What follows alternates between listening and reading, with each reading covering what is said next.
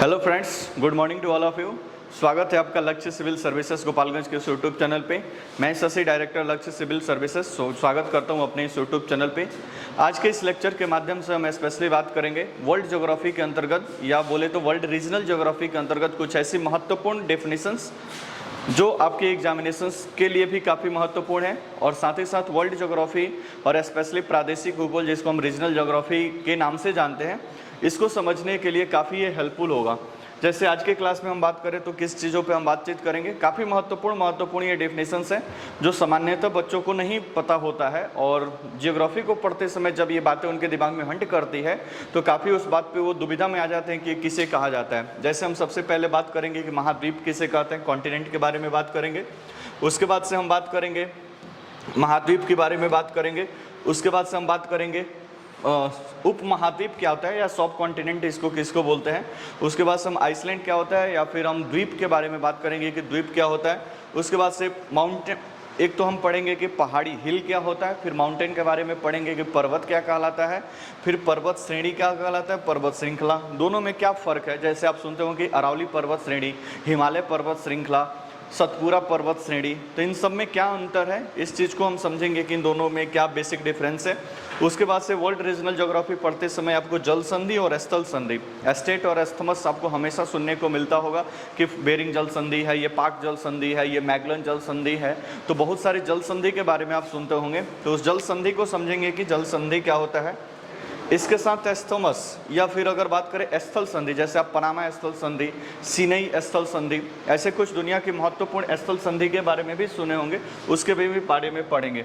साथ ही साथ माउंटेन जब पढ़ेंगे तो पर्वत, या पर्वत के कितने प्रकार होते हैं उसको भी हम डिस्कस करेंगे कि पर्वत के कितने प्रकार होते हैं, वोल्केनिक माउंटेन किसको बोलते हैं, फोल्डिंग माउंटेन किसको बोलते हैं, तो ये सब पर्वत के प्रकार भी हम देखेंगे। साथ ही साथ हम ये भी देखेंगे कि सागर किसे कहते हैं, सी आप बोलते हैं कि सागर किसको कहते हैं, उसको हम देखेंगे। उसके बाद से महासागर, पर्वत, पठार, पहाड़ी, ये जितने सारे महत्वपूर्ण डेफिनेशंस है, इन सारी चीज़ों के बारे में एक बेसिक ये एक्सप्लेनेशन है। इन सारी चीज़ों को करने के बाद वर्ल्ड रीजनल ज्योग्राफी या प्रादेशिक भूगोल या विश्व का भूगोल आप पढ़ते हैं तो बहुत सारी चीज़ें आपका क्रिस्टल क्लियर रहेगा और आसानी से आप इन चीज़ों को कर सकते हैं। ठीक है, तो आइए हम बढ़ते हैं अपने लेक्चर की तरफ। तो वर्ल्ड रीजनल ज्योग्राफी, जैसे कि आपको वर्ल्ड ज्योग्राफी का सिलेबस थोड़ा सा पता हो, तो वर्ल्ड ज्योग्राफी के सिलेबस में आपको पता हो तो थोड़ा सा अगर हम बात करें वर्ल्ड ज्योग्राफी के सिलेबस के बारे में,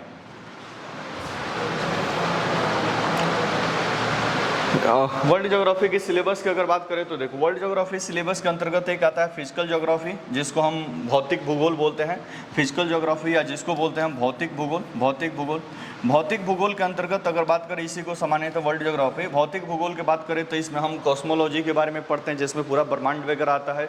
एक इसी में आप आता है क्लाइमेटोलॉजी, इसी में आता है जियोमॉर्फोलॉजी, और इसी का एक पार्ट पूरी तरह से आता है ओशियनोग्राफी। तो लगभग 4 टॉपिक आपको इसमें पढ़ने होते हैं, क्लाइमेटोलॉजी, उसके बाद से जियोमॉर्फोलॉजी, उसके बाद से आप आ जाता है जियोमॉर्फोलॉजी के बाद से ओशियनोग्राफी, और उसके बाद से एक आ जाता है कॉस्मोलॉजी। तो ये 4 टॉपिक को मिलाकर भौतिक भूगोल बनता है। और भौतिक भूगोल के साथ साथ एक होता है विश्व प्रादेशिक भूगोल, जिसको हम वर्ल्ड रीजनल ज्योग्राफी बोलते हैं, या वर्ल्ड ज्योग्राफी का ही प्रादेशिक भूगोल, जिसको वर्ल्ड रीजनल ज्योग्राफी बोलते हैं। तो प्रादेशिक भूगोल यहाँ पे डेफिनेशन, भूगोल को ही एक प्रमुख शाखा है जिसके अंतर्गत प्रमुख महाद्वीपों और उसकी भौगोलिक परिदृश्य का अध्ययन किया जाता है। मतलब दुनिया के जो 7 कॉन्टिनेंट है, उन 7 कॉन्टिनेंट के बारे में उनकी जो खास विशेषताएं होती हैं, वहाँ के पर्वत, पठार, वहाँ के देश, वहाँ के महत्वपूर्ण देशों की राजधानी, वहाँ पे बड़ी नदी, छोटी नदी, सबसे ऊंचा पर्वत शिखर, तो इन सब के बारे में हम अध्ययन करते हैं इस प्रादेशिक भूगोल के अंतर्गत। किसी भी एग्जामिनेशन में जाओगे तो वर्ल्ड मैपिंग भी इसको सामान्यतः कहा दिया जाता है। किसी भी अब क्लास मतलब एग्जामिनेशंस में जाएंगे तो वर्ल्ड मैपिंग से काफ़ी अच्छे खासे क्वेश्चंस पूछे जाते हैं। बिहार पुलिस हो, चाहे दरोगा हो, कंट्री और उसकी राजधानी से, या फिर अलग अलग सेक्शन से यहाँ से क्वेश्चन पूछे जाते हैं। तो काफ़ी महत्वपूर्ण बेसिक हम इन्फॉर्मेशन को पहले लेंगे। उसके बाद से वर्ल्ड रीजनल ज्योग्राफी के एक कॉन्टिनेंट भी हम यूट्यूब के माध्यम से कराएंगे। North America, south America, Asia, Europe, Antarctica, ये सारी कॉन्टिनेंट के बारे में भी हम डिस्कस करेंगे। ठीक है, तो आइए सबसे पहले हम बात करते हैं कि कॉन्टिनेंट्स या महाद्वीप किसे या महादेश किसे कहते हैं। इसको महादेश या महाद्वीप भी कहा जाता है, तो आप इस बात पे कंफ्यूजन न रहें। इसको महादेश भी बोलते हैं और इसको महाद्वीप भी बोलते हैं, तो दोनों बात एक समय। इंग्लिश में इसी को क्या बोलते हैं, कॉन्टिनेंट। तो यहाँ पे परिभाषा लिखा हुआ है, स्थल खंड का बड़ा रूप स्थल खंड का बड़ा रूप जो चारों तरफ से जल से घिरा हो महाद्वीप या महादेश कहलाता है। वर्तमान में 7 महाद्वीप है। तो कहने का मतलब कोई भी एक ऐसा स्थल खंड, मान लो कि ये कोई स्थल खंड है, इसके चारों ओर जल है, जल चारों तरफ ये जल से घिरा है, चारों तरफ से जल से घिरा है, तो इसको हम बोलते हैं महाद्वीप या इसी को बोलते हैं महादेश। तो थोड़ा सा ये बड़ा होगा, क्षेत्रफल के हिसाब से अगर देखेंगे तो थोड़ा सा बड़ा होगा, इसको हम बोलते हैं महाद्वीप। अगर दुनिया में अभी बात करें कि कितने टोटल महाद्वीप हैं, तो टोटल दुनिया में अभी 7 महादेश हैं। 7 महादेश या महाद्वीप इसको बोलते हैं। एक आठवां महाद्वीप अगर बोले तो ये जीलैंडिया एक 8वें महाद्वीप के रूप में अभी धीरे धीरे उभर रहा है। जो यहाँ पे न्यूजीलैंड है ना, न्यूजीलैंड, इसी न्यूजीलैंड के पास छोटे छोटे बहुत सारे आइलैंड यहाँ से बाहर निकले हुए हैं। उन्हीं को मिलाकर आगे चल के इन फ्यूचर जीलैंडिया या 8वें महाद्वीप के रूप में अभी कंसेप्ट उभर कर आएगा। लेकिन वर्तमान में इतना समझे कि वर्तमान में टोटल 7 महाद्वीप है। कितने भाई? 7। तो ये 7 महाद्वीप की अगर बात करें, 7 महाद्वीप, तो सबसे पहले यहाँ पे देख लो, सबसे टॉप पे है एशिया महाद्वीप, चारों तरफ से जल से घिरा हुआ है, तो सबसे टॉप पे। दूसरे स्थान पे अगर क्षेत्रफल के अनुसार बात करें तो दूसरे स्थान पे यहाँ पे है, दूसरे स्थान पे यहाँ पे है आपका एक अफ्रीका, दूसरे स्थान पे अफ्रीका, तीसरे स्थान पे नॉर्थ अमेरिका, चौथे स्थान पे साउथ अमेरिका, 5 हो गया। 5वें स्थान पे आपका आ जाता है अंटार्कटिका। यहाँ पे भी एक महाद्वीप है, हालांकि ये पूरी तरह से बर्फ से ढका रहता है, लेकिन दुनिया का 5वां महाद्वीप है। 6ठे महाद्वीप के रूप में आता है यूरोप और 7वें महाद्वीप के रूप में आता है ऑस्ट्रेलिया। अर्थात इसके हिसाब से देखें तो दुनिया का सबसे बड़ा महाद्वीप है एशिया और दुनिया का सबसे छोटा महाद्वीप है ऑस्ट्रेलिया। ये क्षेत्रफल के हिसाब से है, जनसंख्या के हिसाब से थोड़ा सा ये डाटा चेंज हो जाएगा। तो क्षेत्रफल के हिसाब से ये डाटा हमने लिखा है। सबसे टॉप पे है एशिया और सबसे लास्ट में है कौन? ऑस्ट्रेलिया। ठीक है, तो ये महाद्वीप का परिभाषा होगा। महाद्वीप किसको बोलते हैं? तो महाद्वीप स्थल खंड का वैसा बड़ा रूप जो चारों तरफ से जल से क्या हो? घिरा हो, उसको हम महाद्वीप या महादेश या इंग्लिश में इसी को कॉन्टिनेंट के नाम से जानते हैं। ठीक है, ये 7 महाद्वीप का यहाँ पे नाम लिखा हुआ है। आप आराम से इसको वीडियो को पॉज करके आराम से देख सकते हैं ये 7 महाद्वीप कौन कौन से हैं। ठीक है, नेक्स्ट स्लाइड पे बात करें तो आइसलैंड या द्वीप किसे कहते हैं? द्वीप की अगर बात करें तो स्थल खंड का छोटा भाग जो चारों तरफ से जल से घिरा हो द्वीप कहलाता है। द्वीप कहलाता है जैसे अंडमान द्वीप, एपीजे अब्दुल कलाम द्वीप। देखो, महाद्वीप मतलब कि स्थल खंड का बड़ा भाग जो चारों तरफ से जल से घिरा उसको बोलते हैं महाद्वीप। अब स्थल खंड का छोटा भाग जो चारों तरफ से जल से घिरा उसको हम क्या बोलते हैं? द्वीप बोलते हैं। द्वीप, आइसलैंड इसको बोलते हैं। जैसे देखो, ये स्थल है आपका स्थल, इसके चारों तरफ यहाँ पे देखोगे तो चारों तरफ, ये चारों तरफ क्या है? जल भरा हुआ है, तो इसको हम क्या बोलेंगे? द्वीप है बोलते हैं। ठीक है, जैसे लक्षद्वीप का आप नाम सुने होंगे, लक्षद्वीप चारों तरफ बहुत सारा, मतलब ये चारों तरफ जल भरा हुआ है। तो स्थल खंड का ऐसा छोटा रूप जो चारों तरफ से जल से घिरा उसको हम बोलते हैं द्वीप। यही अगर बड़ा होगा तो ये कहलाएगा प्रायद्वीप। यहाँ पे एग्जाम्पल, दुनिया का सबसे बड़ा अगर द्वीप पूछा जाए कि कौन सा है, तो ये ग्रीनलैंड है द्वीप। ग्रीनलैंड उत्तरी अमेरिका के ऊपरी साइड में, जहाँ पे उत्तरी अमेरिका के ऊपरी साइड में यहाँ पे ग्रीनलैंड है। उसके बाद से New Guinea, Papua New Guinea करके एक है, उसके बाद सेकंड मतलब है क्षेत्रफल के हिसाब से। उसके बाद से बोर्नियो द्वीप है जो 3rd स्थान पे है। उसके बाद से मालागासी एक आइलैंड है, वो 4थे स्थान पे है। उसके बाद से बेफिन आइलैंड है, ये 5वें स्थान पे है। तो दुनिया के टॉप 5 आइलैंड का यहाँ पे नाम दिया हुआ है। एक बार बिहार लोक सेवा आयोग में इस बोर्नियो द्वीप के बारे में पूछा था कि कौन से स्थान पे है, तो इसको थोड़ा सा दिमाग में रखना है। तो ठीक है, तो द्वीप और महाद्वीप समझ गए। नेक्स्ट स्लाइड पे पहुंचे तो यहाँ पे प्रायद्वीप क्या होता है समझिए। प्रायद्वीप जिसको हम बोलते हैं इंग्लिश में पेनिनसुला। तो भूमि का वह भाग जिसके 3 तरफ जल तथा एक और स्थल से हो प्रायद्वीप कहलाता है। मतलब स्थल खंड का वैसा भाग जैसे भारतीय प्रायद्वीप, दक्षिण दक्कन प्रायद्वीप, तो तीनों तरफ ये जल है। यहाँ पे आपका अरब सागर है, यहाँ पे बंगाल की खाड़ी है, और यहाँ पे अगर बात करोगे तो यहाँ पे हिंद महासागर है। तो 3 ओर से ये जल से लगा हुआ है, लेकिन एक ओर से ये स्थल से लगा हुआ है, इसलिए इसको बोलते हैं हम प्रायद्वीप। तो प्रायद्वीप यहाँ पे भी आप देख सकते हो, प्रायद्वीप इधर भी जल है, इधर भी जल है, इधर भी जल है, इधर ये स्थल से लगा हुआ है, ये कहलाता है आपका प्रायद्वीप। ठीक है, प्रायद्वीप जैसे अरब प्रायद्वीप दुनिया का सबसे बड़ा प्रायद्वीप है, अरब प्रायद्वीप। उसके बाद से दक्कन प्रायद्वीप भारत के दक्षिणी बेल्ट है, इसी को हम दक्कन प्रायद्वीप के नाम से जानते हैं। उसके बाद से काठियावाड़ प्रायद्वीप, ये जो गुजरात वाला ये बेल्ट निकला हुआ है, इसको हम बोलते हैं काठियावाड़ प्रायद्वीप। ठीक है, तो प्रायद्वीप किसको कहते हैं, द्वीप किसे कहते हैं, महाद्वीप किसे कहते हैं, ये 3 डेफिनेशन हम समझ गए। बढ़ते हैं हम नेक्स्ट स्लाइड की तरफ। अब वो समझते हैं कि प्लेन या मैदान किसे कहा जाता है, मैदान। ठीक है, भौगोलिक दृष्टि से मैदान उस भूमि को कहते हैं जो समतल हो तथा जिसकी ऊंचाई समुद्र तल से, ये समुद्र तल है, समुद्र तल से 500 फुट हो या 200 मीटर हो। ये एनसीईआरटी का डाटा है, आप 6 क्लास के एनसीईआरटी में जाएंगे तो वहाँ पे डायरेक्ट ये मैदान की परिभाषा दी गई है। बाकी किताब में क्या दिया उसको मैटर नहीं करता, एनसीईआरटी के डाटा को यहाँ पे लिखा गया है कि 200 मीटर से कम हो और वो थोड़ा सा प्लेन मतलब समतल हो तो उसको हम बोलते हैं मैदान। उत्तर भारत का विशाल मैदान, जैसे भारत में आप देखते हैं उत्तर से हिमालय पर्वत से निकलने वाली नदियाँ इस पूरे बेल्ट को मैदानी भागों में विकसित करती है, तो ये उत्तर भारत का पूरा विशाल मैदान इसी के लेवल पे आता है। यहाँ पे देख सकते हैं ये पूरा मैदानी इलाका है, ये मैदानी इलाका, तो मैदान उसको बोलते हैं, ठीक है। नेक्स्ट अगर कुछ और डेफिनेशन पे बात करें तो हम समझते हैं कि प्लेटो या पठार किसे बोलते हैं। पठार तो धरातल का विशिष्ट स्थल रूप जो अपने आसपास के जमीन से पर्याप्त ऊंचा हो तथा जिसके ऊपरी भाग चौड़ा या समतल हो, पठार कहलाता है। 600 मीटर से अधिक ऊंचाई होता है, मतलब 600 मीटर से अधिक कोई भी ऊंचा क्षेत्र जिसका ये वाला भाग जो ऊपरी वाला भाग है ना वो समतल, मेज के समान या टेबल के समान या समतल होगा, उसको हम बोलते हैं ये क्या है, पठार है। तो पठार का डेफिनेशन मतलब 600 मीटर से अधिक हो और 600 मीटर का अधिक के साथ साथ ऊपरी वाला भाग पूरी तरह से सपाट हो, पूरी तरह से समतल हो, उसको हम बोलते हैं कि ये क्या है, पठार है, ठीक है। एग्जाम्पल में जैसे देख सकते हैं विश्व का सबसे ऊँचा पठार है तिब्बत का पठार, विश्व का सबसे ऊँचा पठार है तिब्बत का पठार, ठीक है। नेक्स्ट पठार समझ गए, आइए समझते हैं हिल या पहाड़ी किसको बोलते हैं। पहाड़ी सामान्यतः मैदान से ऊंचे वह क्षेत्र जिसकी ऊंचाई 300 से 1000 मीटर तक हो उसको पहाड़ी कहते हैं। दो शब्द आपने सुने होंगे, एक होता है पहाड़ी जिसको हम बोलते हैं हिल एरिया, हिल स्टेशन भी नाम सुने होंगे, और एक होता है पहाड़ जिसको इसको पर्वत भी बोल दिया जाता है, पर्वत जिसको इंग्लिश में बोलते हैं माउंटेन भी इसको बोल देते हैं।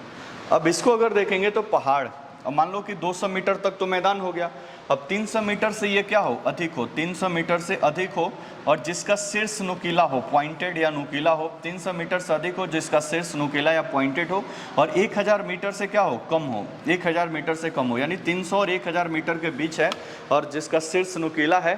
तो ऐसे जितने सारे आपको स्थलखंड देखने को मिलेंगे इन सबको हम हिल या इसको हम पहाड़ी के नाम से जानते हैं। उसके बाद से आता है पर्वत या पहाड़। पहाड़ किसको बोलते हैं, माउंटेन।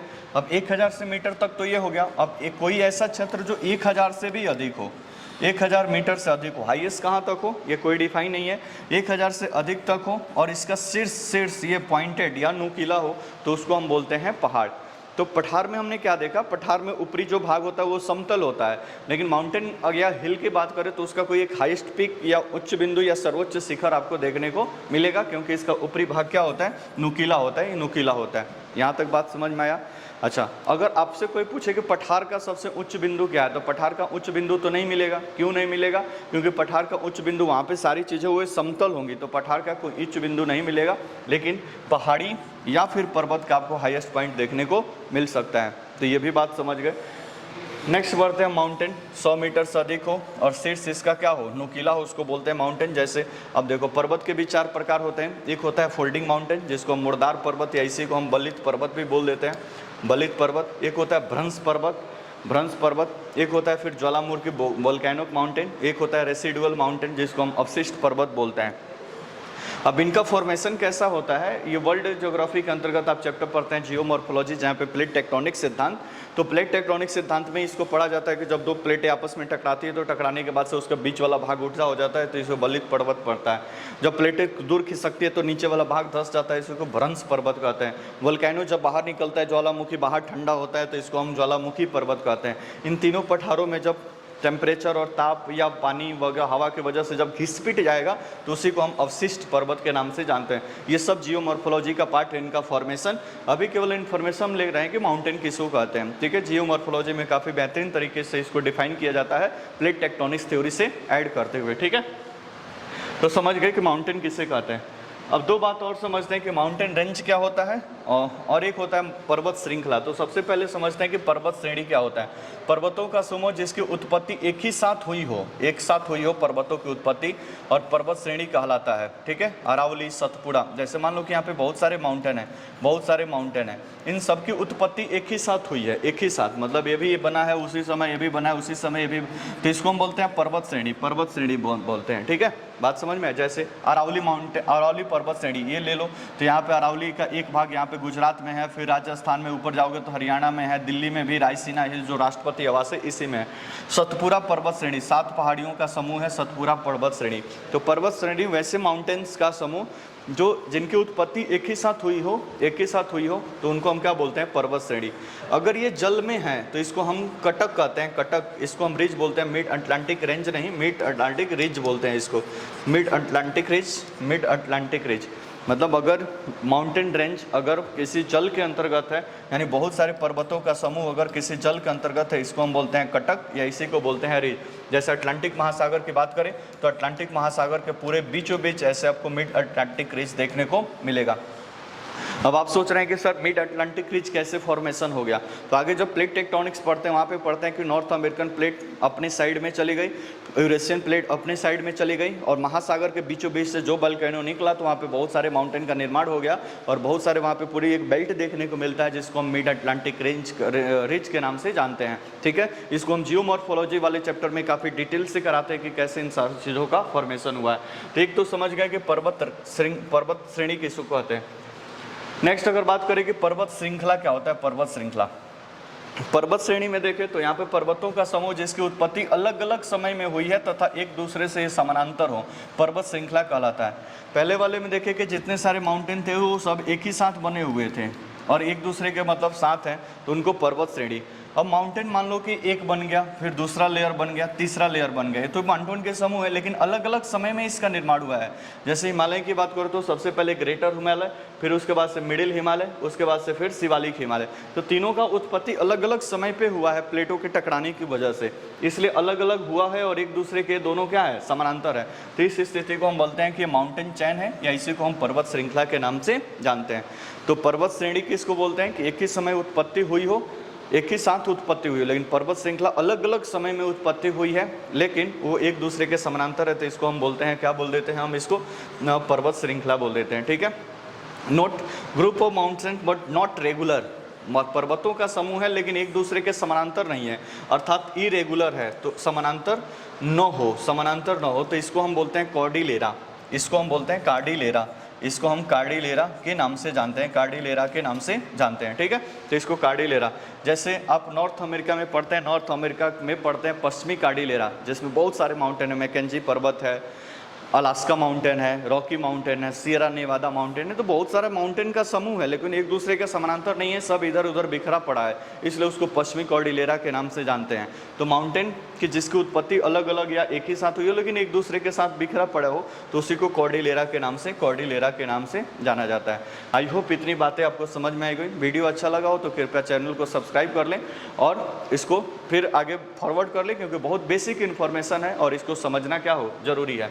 नेक्स्ट और कुछ बात करें तो अब देख लेते हैं महासागर किसको बोलते हैं। महासागर जिसको हम ओशियंस बोलते हैं, महासागर वैसा विशाल मैदान, वैसा विशाल जलीय क्षेत्र जिसकी सीमा निश्चित न हो, महासागर कहलाता है।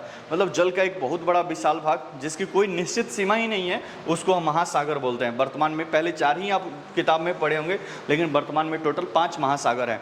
सबसे ऊपर है प्रशांत महासागर, यानी सबसे बड़ा महासागर है प्रशांत महासागर, फिर अटलांटिक महासागर, फिर हिंद महासागर, फिर आर्कटिक महासागर और फिर उसके बाद से अंटार्कटिक महासागर या अंटार्कटिका महासागर। तो दुनिया के 5 महासागर हैं। जैसे आप यहाँ पे देखोगे तो पैसिफिक ओशियन, प्रशांत महासागर, अटलांटिक महासागर, इंडियन ओशियन मतलब हिंद महासागर, इसको दक्षिणी महासागर या फिर इसी को अंटार्कटिका महासागर भी कहते हैं।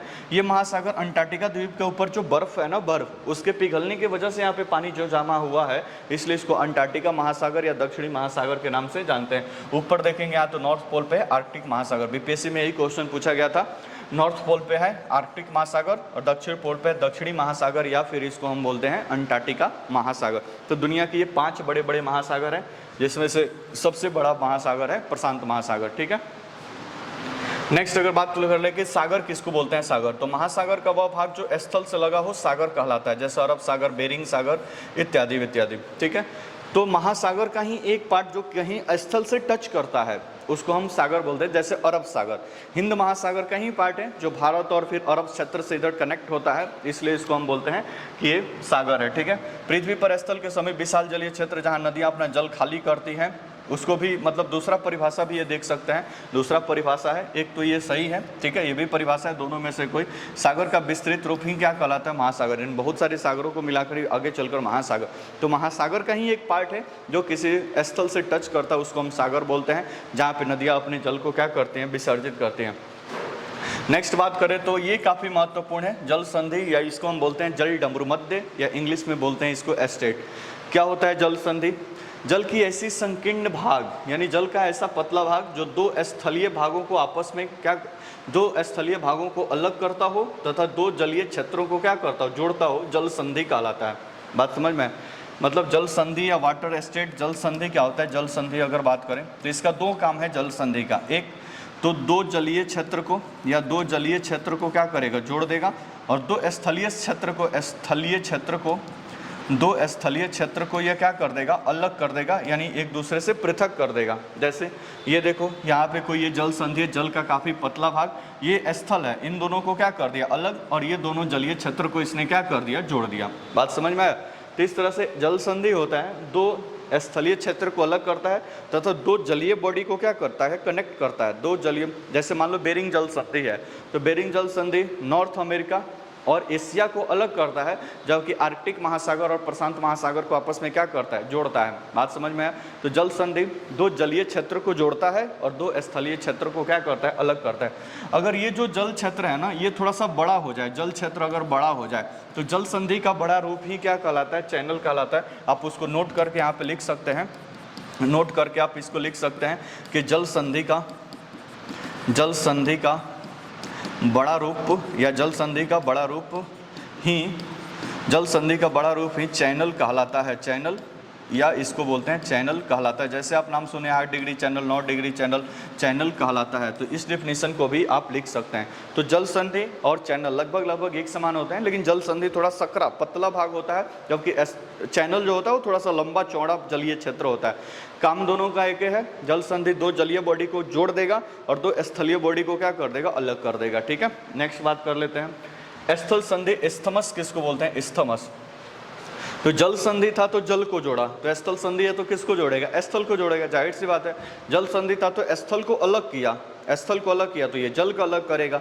जो जल संधि है उसी का उल्टा कर लीजिए, तो स्थल संधि दो काम करेगा, दो जलीय क्षेत्र को या जलीय क्षेत्र को ये क्या कर देगा? अलग कर देगा, और दो स्थलीय क्षेत्र को यानी स्थल को ये क्या कर देगा? कनेक्ट कर देगा, जोड़ देगा। सिंपल सा लॉजिक है। ठीक है, स्थल का ऐसा पतला भाग या संकीर्ण भाग, जो भी आप लिख ले, पतला या संकीर्ण भाग, जो दो स्थलीय भागों को जोड़ता हो तथा दो जलीय भागों को अलग करता हो, स्थल संधि कहलाता है। जैसे ये पनामा स्थल संधि है, पनामा स्थल संधि, ये वाला बेल्ट पनामा स्थल संधि है। नॉर्थ अमेरिका तथा साउथ अमेरिका को यह कनेक्ट करता है, और ऊपर प्रशांत, इधर है अटलांटिक महासागर और इधर है प्रशांत महासागर, दोनों को क्या करता है? अलग करता है। बात समझ में आया? तो ये देख सकते हैं आप, नॉर्थ पनामा स्थल संधि। स्थल संधि का मतलब होता है कि दो स्थलीय क्षेत्र को जोड़ेगा और दो जलीय क्षेत्र को ये क्या कर देगा? अलग कर देगा। इसको हम बोलते हैं स्थल संधि। ठीक है, तो आई होप ये परिभाषा समझ में आ गया। सब कॉन्टिनेंट समझ लेते हैं। उप महाद्वीप क्या होता है?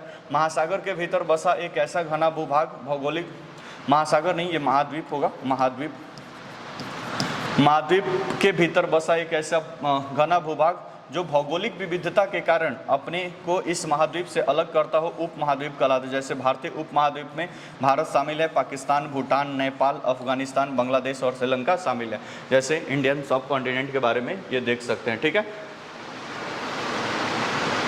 तो ये समझ गए हम उप महाद्वीप क्या होता है। कुछ और डेफिनेशंस है, जैसे ये देखो, क्रीक क्या होता है? क्रीक, तो क्रीक का मतलब होता है, देखो ऐसे कोई क्षेत्र है बहुत सारा, मान लो ऐसे कोई क्षेत्र है, मतलब ये तीन ओर से जल से घिरा है, तीन ओर से, और एक ओर से ये स्थल से लगा हुआ है, एक ओर से स्थल से लगा हुआ है। क्रीक सॉरी, एक तरफ इधर क्रीक क्या होता है? तो ये इस तरफ मान लो कि पतला कोई संकरा भाग है, इधर भी स्थल है, इधर भी स्थल है, इधर भी स्थल है। प्रायद्वीप में क्या देखे थे? प्रायद्वीप मतलब तीनों तरफ जल है, एक तरफ स्थल से लगा हुआ है। इसी का उल्टा करिए, क्रीक क्या होगा?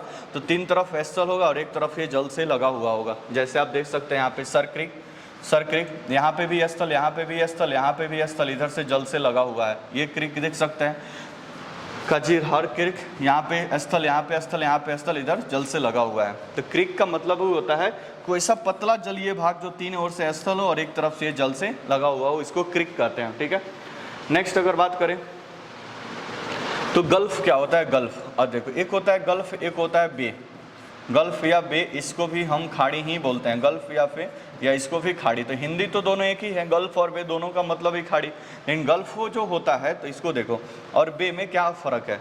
अब एक 4 परिभाषा ये देखो, अगर इधर भी स्थल है, इधर भी स्थल है, इधर भी स्थल है, एक ये बना रहे हैं, इधर भी लैंड, इधर भी लैंड, इधर भी लैंड, ठीक है। एक ये बना रहे हैं थोड़ा इससे चौड़ा, इधर भी लैंड, इधर भी लैंड, और एक ये बना रहे हैं, इधर भी लैंड, इधर इधर, तीनों तरफ। कहने का मतलब ये है आपका क्रीक, ये है आपका गल्फ, और ये है आपका बे, और ये है आपका बाइट। ये 4 परिभाषा समझे, काफ़ी महत्वपूर्ण। वर्ल्ड रीजनल ज्योग्राफी के अंतर्गत बार बार ये शब्द आपको परेशान करेंगे। तो 3 ओर से कोई भी ऐसा पतला जलीय क्षेत्र जिसके 3 ओर स्थल हो, अगर ये बहुत पतला है तो क्रीक कहलाएगा, और चौड़ा हो जाएगा तो ये गल्फ कहलाएगा, और चौड़ा हो जाएगा तो ये बे कहलाएगा, और सबसे ज़्यादा हो जाएगा तो ये क्या कहलाएगा? बाइट कहलाएगा, ठीक है। तो क्रीक में पीछे वाले में देखे थे कितना पतला था, ये गल्फ देखो उससे थोड़ा सा क्या है? चौड़ा है, गल्फ उससे चौड़ा है। बंगाल की खाड़ी देखोगे तो और चौड़ा हो गया। ये ऑस्ट्रेलियन बाइट देखेंगे, ऑस्ट्रेलियन बाइट तो ये देखो और चौड़ा हो गया। 3 तरफ यहाँ पे भी स्थल, यहाँ पे भी स्थल, यहाँ पे भी स्थल, तीनों तरफ स्थल। यहाँ पे भी देखोगे तो यहाँ पे भी स्थल, ऊपर भी स्थल, यहाँ पे भी स्थल, ये पूरा स्थलीय भाग है। तो 3 ओर से स्थल से घिरा हो, और एक तरह से ओपन, ये सी ओपन, ये सागर ओपन, ये जलीय क्षेत्र हो, इस स्थिति को हम क्या बोलते हैं? बे या खाड़ी बोलते हैं, ठीक है। तो ये बात समझ में आई, ठीक है। तो ये सारी डेफिनेशन हमने देखा कि महाद्वीप किसे कहते हैं, महासागर किसे कहते हैं, सागर किसे कहते हैं, ये सब देख लिए। पर्वत कहा से, पहाड़ किसे कहते हैं, पठार किसे कहते हैं, पहाड़ के भी अलग अलग प्रकार, जल संधि, स्थल संधि, ये कुछ महत्वपूर्ण डेफिनेशन के बारे में हमने डिस्कस कर लिया है। काफ़ी महत्वपूर्ण ये डेफिनेशन है, आप इसको बार बार 2-3 बार देख लीजिए। सारी डेफिनेशन जितने क्लियर तरीके से दिमाग में रहेंगे, आप जब भी वर्ल्ड रीजनल ज्योग्राफी पढ़ेंगे, किसी भी कॉन्टिनेंट के बारे में पढ़ेंगे, ये सभी डेफिनेशन आपको कहीं ना कहीं सुनने को मिलेंगे। अब इनकी उत्पत्ति वगैरह कैसे हुई, वो सब फिजिकल ज्योग्राफी का पार्ट है कि पृथ्वी की उत्पत्ति कैसे हुई, सागरों की उत्पत्ति कैसे हुई, महाद्वीप की उत्पत्ति कैसे हुई, पर्वत की उत्पत्ति, वोल्केनो की उत्पत्ति, ये सारे अब दूसरे भाग में आएगा। ये सब वर्ल्ड ज्योग्राफी के अंतर्गत अलग अलग टॉपिक में इसको हम पढ़ते हैं। जियोमॉर्फोलॉजी के अंतर्गत या क्लाइमेटोलॉजी के अंतर्गत अलग अलग टॉपिक में इसको पढ़ते हैं, ठीक है। तो आई होप ये लेक्चर आपको समझ में आया होगा और आपके ज्योग्राफी के थोड़े से बेसिक को क्लियर किया होगा, ठीक है। और काफ़ी महत्वपूर्ण डेफिनेशन है, आप इसको बार बार देखकर इसको अच्छा से याद कर ले। इससे संबंधित जो नोट्स है, जितना बातें यहाँ पे स्लाइड में लिखी गई, इन सभी का नोट्स लक्ष्य सिविल सर्विसेज के टेलीग्राम चैनल पर, जिसका लिंक डिस्क्रिप्शन में है, आप वहाँ से जाकर ज्वाइन करके आप 2-3 दिन पहले इसको सेंड किया गया, आप देख सकते हैं। किसी भी नए बैच की जानकारी के लिए आप दिए गए नंबर पे कॉल कर सकते हैं, ठीक है। ओके, मिलते हैं फिर किसी नेक्स्ट वीडियो में और आगे चर्चा जारी रहेगी। अब इसके अगले पार्ट में हम कॉन्टिनेंट के बारे में डिस्कस करेंगे। कॉन्टिनेंट मतलब नॉर्थ अमेरिका, साउथ अमेरिका, बारी बारी से सभी कॉन्टिनेंट के बारे में डिस्कस करेंगे, ठीक है। वीडियो कैसा लगा इसके बारे में ज़रूर कमेंट करके बताएं, एक थोड़ा सा मनोबल बढ़ता है, वीडियो बनाने के लिए थोड़ा सा एनर्जी मिल जाता है, बाकी कुछ फ़ायदा नहीं है, ठीक है। इसलिए आप थोड़ा सा वीडियो पे ज़रूर कमेंट करें कि वीडियो कैसा लगा। मिलते हैं फिर किसी नेक्स्ट वीडियो में, धन्यवाद।